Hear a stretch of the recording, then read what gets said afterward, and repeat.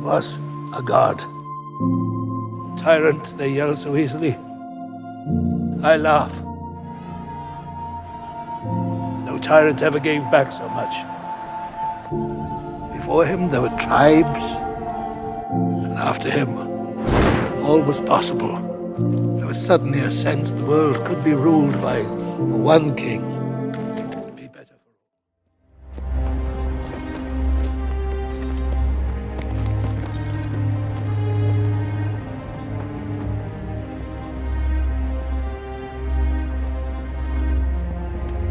What I'm about to say isn't meant to stop you returning home. As far as I care, you can go wherever you wish. But I want you to know how you have behaved towards me, and how I have treated you. I'll begin, as is right, with my father, Philip.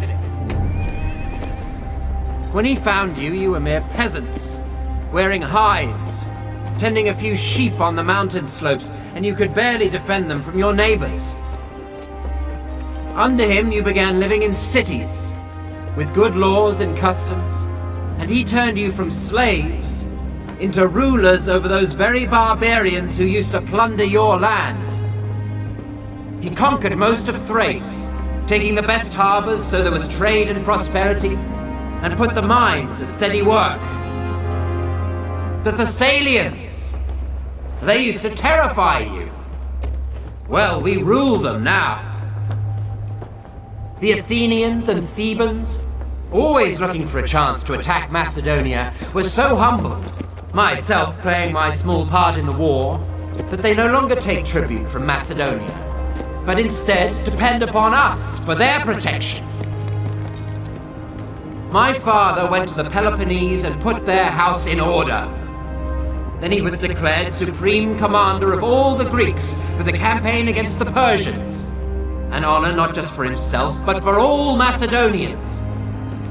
This is what my father Philip did for you.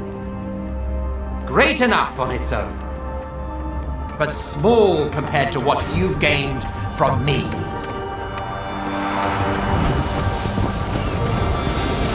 I crossed the Hellespont, even though back then the Persians still commanded the sea. I defeated the satraps of the great King Darius, and made you rulers of Ionia, Aeolis, Phrygia, and Lydia, and took Miletus by siege.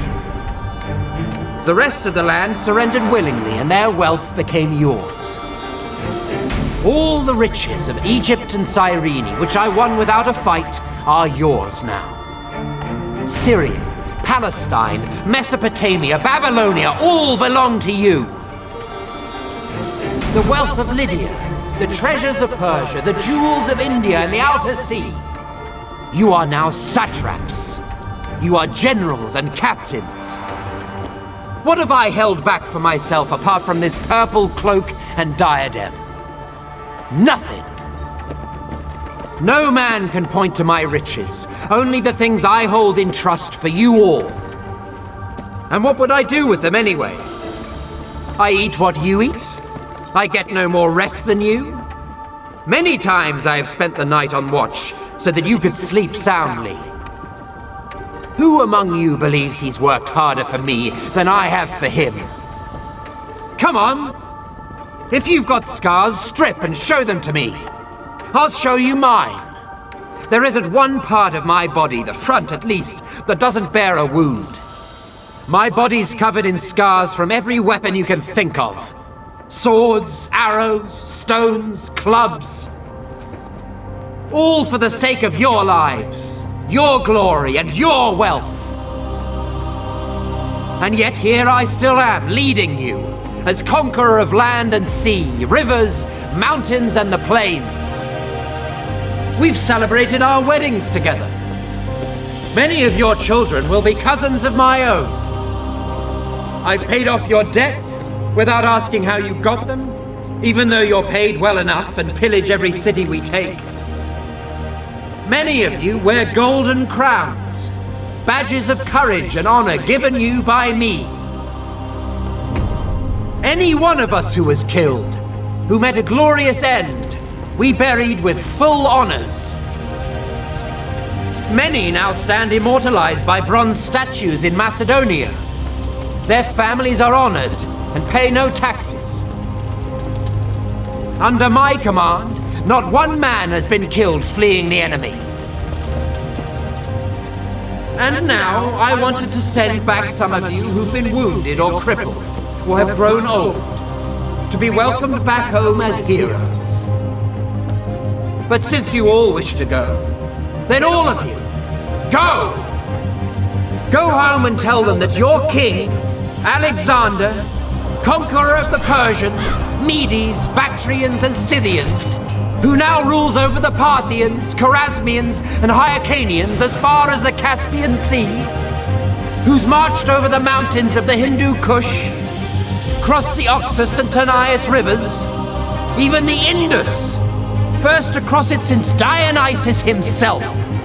I would have crossed the Hyphasis too if you hadn't cowered in fear. Who sailed into the Great Sea from the mouth of the Indus. Who crossed the desert of Gadrosia, where no one had ever led an army. Who took Carmenia, while my fleet sailed the Persian Gulf. When you get home, you tell them that when you made it back to Susa, you abandoned him and went home, leaving him under the protection of the foreigners you'd conquered. Perhaps this report of yours will seem glorious in the eyes of men, and worthy in the eyes of the gods. Be gone!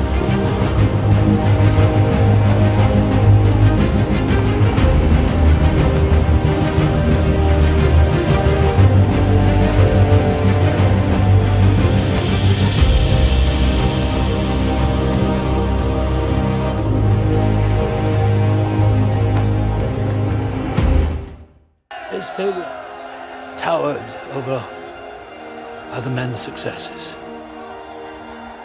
But the glory and the memory of man will always belong to the ones who followed their great visions. And the greatest of these is the one they now call Megas Alexandros, the greatest Alexander of them all.